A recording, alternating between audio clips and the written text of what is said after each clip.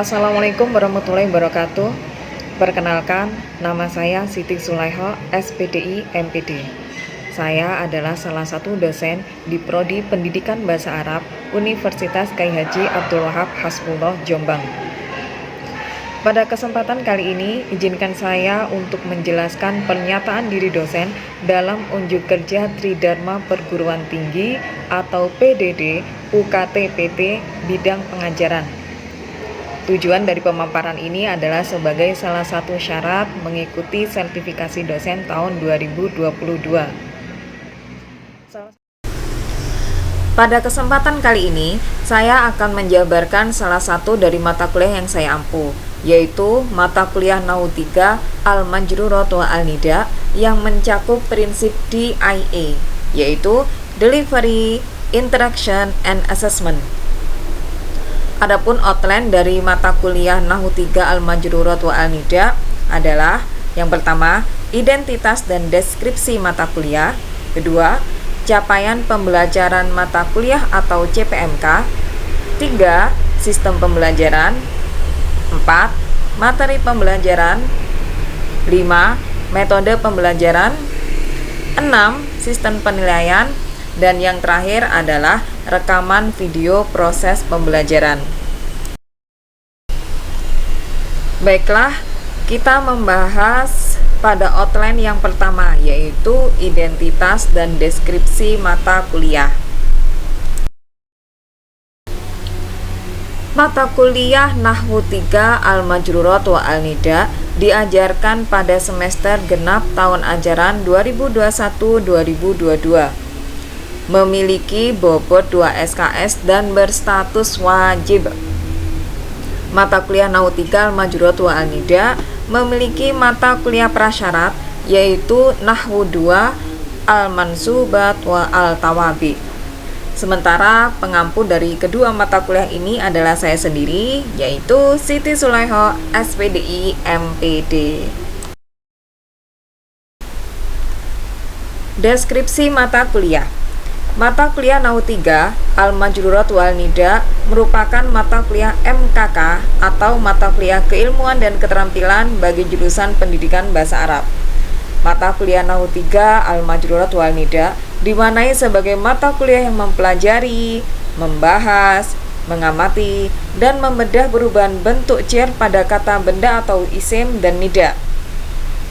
Setelah mempelajari mata kuliah ini, diharapkan mahasiswa memperoleh pengetahuan, keterampilan, dan sikap yang berhubungan dengan tingkah laku belajar yang berkaitan dengan perubahan bentuk cer pada isim dan nida, serta menerapkannya dalam kehidupan sehari-hari. Begitu juga, mahasiswa diharapkan memiliki kemampuan dalam menyusun buku diktat Nahwu yang mengkaji tentang Majruratul Asma wan Nida. Selanjutnya adalah capaian pembelajaran mata kuliah atau CPMK. Yang pertama, mahasiswa melakukan pendalaman materi bidang Majruratul Asma dan Nida secara mendalam dengan argumen saintifik secara bertanggung jawab yang didasarkan pada etika akademik. Kedua, mahasiswa mampu merancang peta jalan riset bidang Majruratul Asma dan Nida. 3. Mahasiswa memiliki kemampuan dalam menyusun buku diktat Nahwu yang mengupas tentang Majruratul Asma wan Nida. Selanjutnya adalah materi mata kuliah Nahwu 3 Al-Majrurat wa Al-Nida. Mata kuliah Nahwu 3 Al-Majrurat wa Al-Nida memiliki 13 pembahasan, yaitu huruf jar, idhofah, nida, tabi'ul munada, al-munada, al-mudhafu ilayya il-mutakallim, asma'un lazamatin nida, al-istighosah, an-nudbah, at-tarhim, al-ihtisas, at-tahdir wal ighra, asma'ul af'ali wal aswat, dan malayan sorif. Kemudian referensi. Untuk referensi utama dari mata kuliah Nahwu 3 Al-Majrurat wan Nida diambilkan dari kitab Jami'ud Durus. Sementara referensi pendukung diambilkan dari Kutubut Turos lainnya serta diambilkan dari sumber-sumber yang terbaru. Alasan kenapa menggunakan Kutubut Turos karena mereka adalah pemilik bahasa asli yang pertama. Selain itu mereka adalah para ahli bahasa yang merumuskan tentang ilmu nahwu, sehingga pembahasan mereka lebih mendalam karena mereka adalah perumusnya. Pembahasan selanjutnya mengenai metode pembelajaran. Metode pembelajaran yang digunakan selama mengajarkan Nahwu 3 Al-Majrurat wan Nida menggunakan hybrid learning.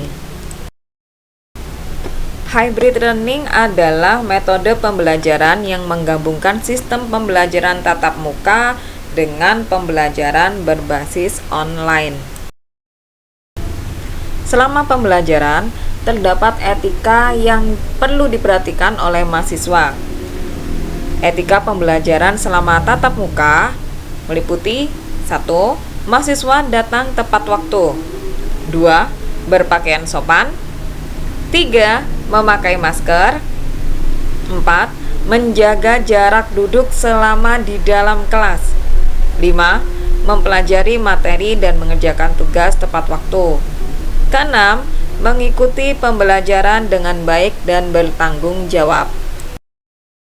Sementara etika yang perlu diperhatikan mahasiswa selama pembelajaran online adalah 1. Login dengan identitas nama lengkap. 2. Menggunakan headset. 3. Mute mikrofon dan klik simbol tangan untuk menginterupsi. 4. Mengaktifkan video. 5. Menonaktifkan audio kecuali mendapat izin. 6. Mempelajari materi dan mengerjakan tugas tepat waktu. 7. Jika mahasiswa hendak meninggalkan room, maka izinnya menggunakan chat. 8. Menggunakan fasilitas atau fitur dengan baik dan bertanggung jawab. Kemudian jenis tugas. Ada 3 jenis tugas yang diberikan kepada mahasiswa selama mata kuliah Nahwu 3 Al-Majrurat wan Nida. Yang pertama adalah tugas makalah. Untuk tugas makalah ini satu kelompok 3 atau 4 anak sesuai dengan tingkat kedalaman materi. Karena makalah disusun oleh mereka secara berkelompok, maka penilaian makalah pun juga berkelompok. Jenis tugas yang lainnya berupa presentasi. Nah, ketika makalah sudah dibuat, mereka presentasi. Jika makalah penilaiannya secara kelompok, ketika mempresentasikan makalah tersebut, penilaian mereka secara individu. Sehingga meskipun ketika menyusun makalah sebenarnya mereka hanya 1 orang atau 2 orang saja, penilaiannya dimajemukkan, yaitu semuanya mendapat nilai yang sama untuk makalah. Sementara ketika presentasi, baru ini penilaian individu bagi mereka akan tampak mana mahasiswa yang serius mengerjakan dan mempelajari materi sebelumnya. Begitu juga akan tampak kebalikan dari mahasiswa tersebut. Sehingga penilaian individu perlu dilakukan untuk tugas presentasi. Yang terakhir adalah tugas UAS. Tugas UAS ini berupa menyusun buku diktat. Kenapa buku diktat? Maksudnya begini, untuk yang buku diktat itu berarti begini. Selama proses pembelajaran Nahwu 3 Al-Majrurat wan Nida, mereka mencatat keterangan apa yang disampaikan oleh teman mereka selama presentasi ataupun apa yang disampaikan oleh saya ketika menambahkan keterangan atau ketika memberi penjelasan yang benar atau yang berbeda dengan yang disampaikan oleh mahasiswa. Nah, catatan-catatan ini mereka kumpulkan dari pertemuan awal hingga pertemuan sebelum UAS. Mereka kumpulkan, kemudian mereka sajikan dalam bentuk yang menarik sesuai dengan ketentuan buku diktat. Ini yang dimaksud dengan tugas UAS berupa menyusun buku diktat. Penilaiannya sudah pasti penilaian individu. Selanjutnya adalah sistem penilaian. Penilaian yang dilakukan terhadap mahasiswa ada beberapa aspek. Aspek yang pertama adalah dari segi sikap mahasiswa. Yang kedua, penilaian ketika mereka wawancara. Yang ketiga, penilaian ketika mereka presentasi.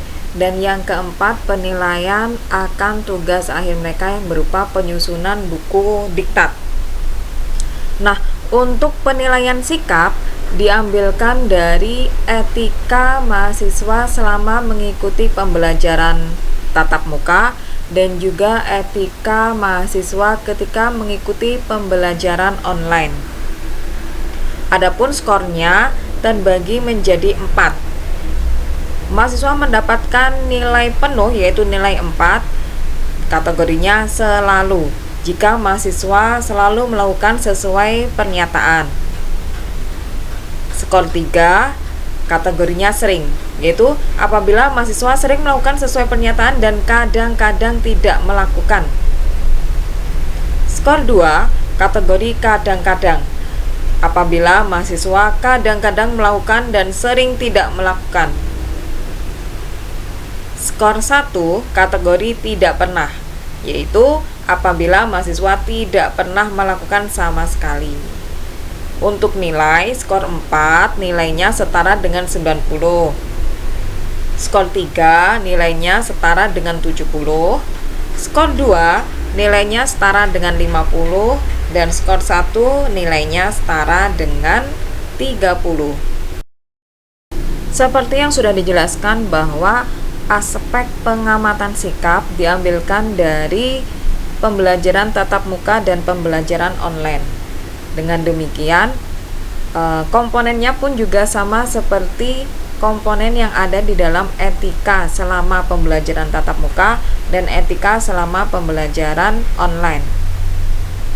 Yaitu yang pertama, mahasiswa datang tepat waktu, mahasiswa berpakaian sopan, mahasiswa memakai masker, mahasiswa menjaga jarak duduk selama di dalam kelas, mahasiswa mempelajari materi dan mengerjakan tugas tepat waktu, serta mahasiswa mengikuti pembelajaran dengan baik dan bertanggung jawab.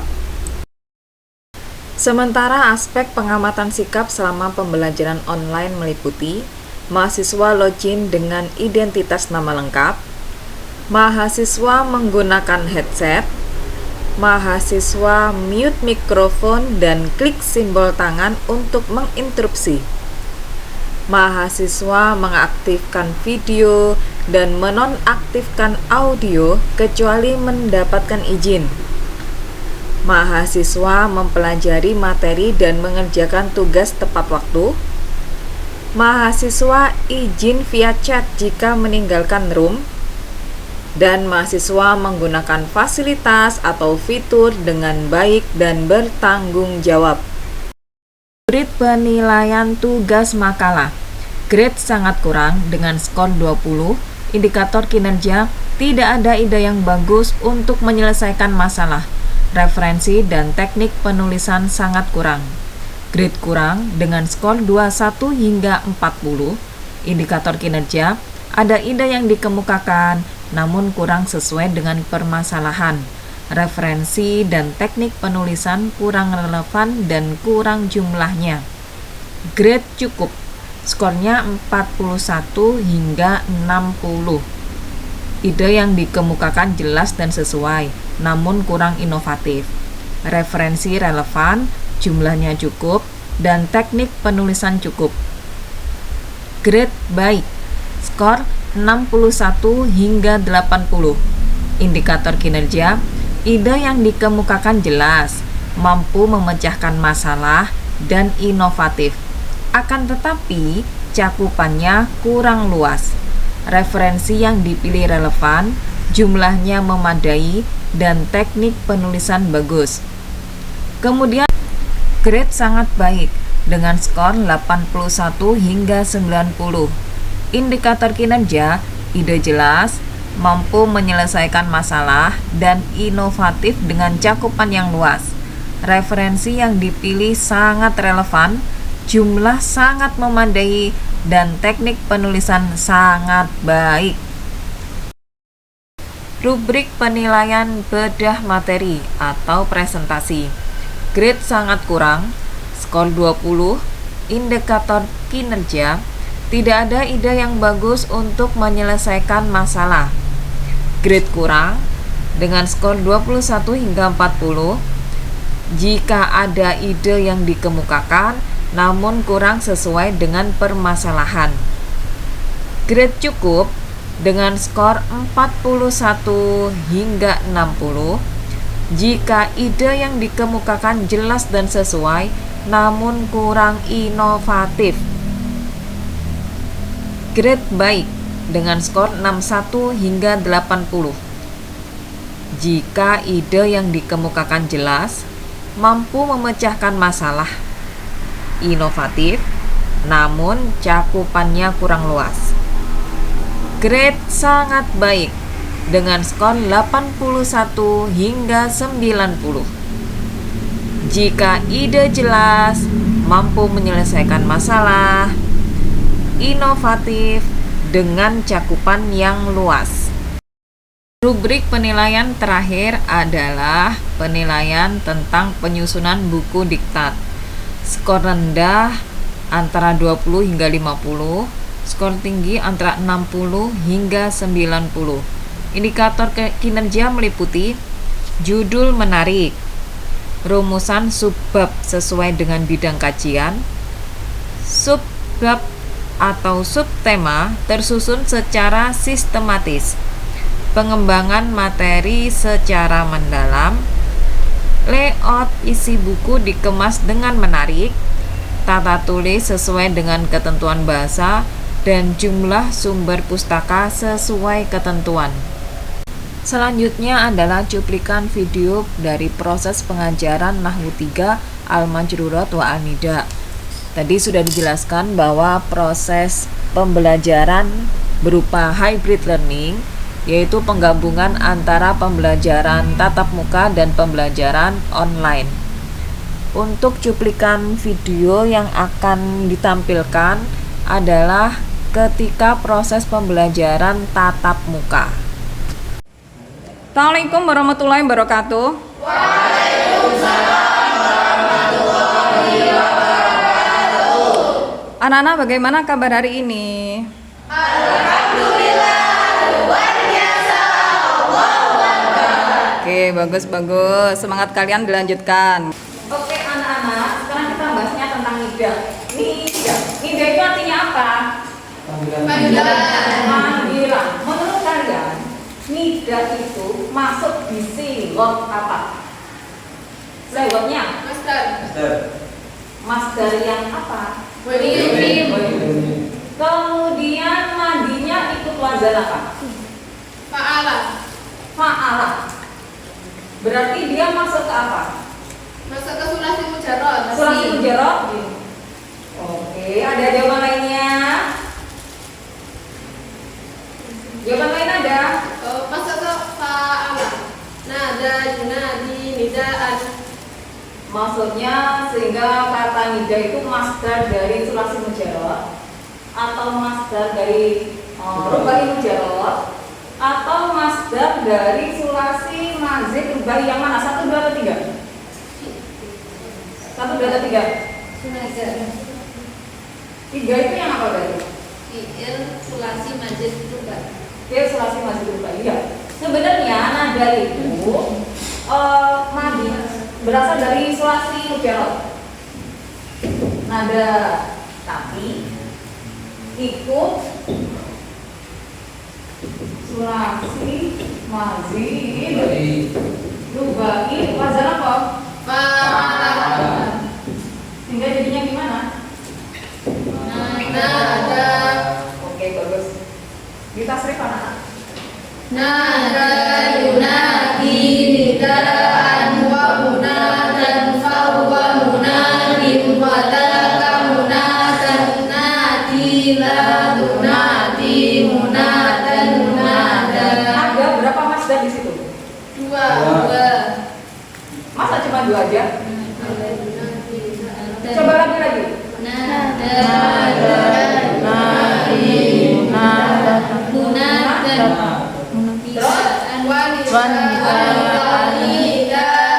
Ada berapa master? 3. Jadi yang pertama itu bukan munada, nada, yunadi, munada, tan, wanidaan, wanidaan. Ada berapa master di situ? 3. Ada 3 master apa saja? Nidaan.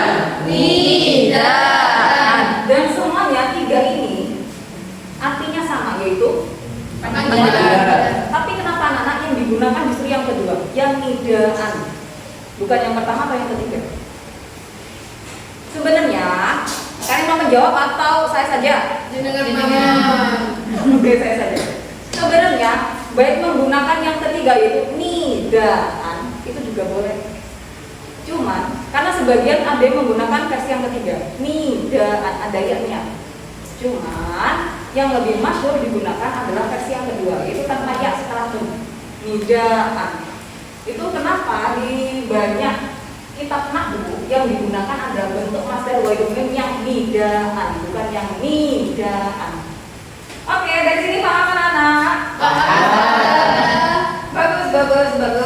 Kemudian ini di nida, salah satu cirinya nida itu diawali dengan huruf nida. Kemudian setelah huruf nida namanya apa? Lafaz yang terletak setelah huruf nida namanya munada.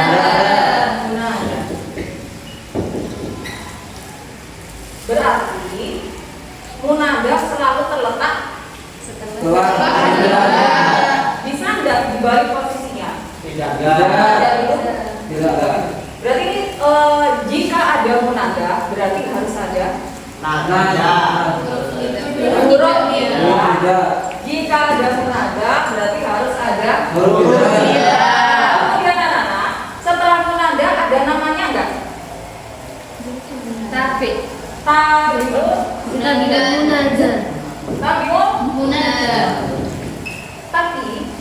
tidak semua lafaz yang terletak setelah munada disebut sebagai takrib. Hanya 4 kategori saja yang disebut sebagai takrib, yaitu lafaz yang terletak setelah munada dan berfungsi sebagai kalian coba tebak dong, 4 ini apa saja? Ada lafaz yang terletak setelah munada, tapi tidak semuanya disebut sebagai tabiul munada. Hanya 4 kategori saja yang bisa disebut tabiul munada. Apa? No. Nah, oke. Nah, terus taukid, badal, jika ada lafaz yang terletak setelah munada, bukan salah satu dari 4 ini, tidak bisa disebut sebagai takrib. Jadi lafaz yang terletak setelah munada bisa disebut sebagai tabe jika berupa Oke, bagus. Anak-anak, sekarang saya tanya lagi ya. Dilihat dari segi jumlah kata, munada terbagi menjadi 3. Kalau yang munada mufrad itu bagaimana? Yang berbeda dari satu kalimat. Satu kata. Yang benar yang mana, anak? Satu kata atau kalimat? Hah? Kalimat itu kalimat dalam nahwu atau kalimat dalam bahasa Indonesia? Kalimat dalam nahwu berarti terdiri dari berapa kata? Anak-anak, tugas kalian sekarang adalah membuat satu contoh untuk munada mufrad ma'rifat, satu contoh untuk munada mufrad nakirah maqsudah, dan satu contoh untuk munada mufrad nakirah ghairu maqsudah. Oke anak-anak, siapa dulu? Bismillahirrahmanirrahim. Yang mufrad mufrad maqsudah. Jadi ketika saya Mufrad, bentar. Mufrad apa? mufrad yang pertama saya mau mufrad nakirah maqsudah. Oke. Mufrad nakirah maqsudah. Misalnya waktu saya lagi di luar kelas gitu, saya tuh mau bicara sama teman saya, tapi saya tuh lupa namanya. Akhirnya saya manggilnya gini. Ya Sodikoti, saya sambil lari nututi dia. Berarti kan itu sudah saya tuju bahwa itu teman saya, tapi saya lupa namanya, jadi saya panggil dengan nakirah. Ya Sodikoti. Seperti itu. Oke anak-anak, terima kasih untuk pertemuan hari ini. Ada yang ditanyakan? Tidak. Oke, kata tidak kalian sangat cepat dan keras sekali. Sampai jumpa di pertemuan selanjutnya insya Allah. Babnya adalah tabiul munada. Kita cukupkan sehari ini. Sebelumnya baca hamdalah dulu. Oke, sampai bertemu pertemuan minggu depan insya Allah. Wabillahi taufiq wal hidayah wa ridha wal inayah. Wassalamualaikum warahmatullahi wabarakatuh.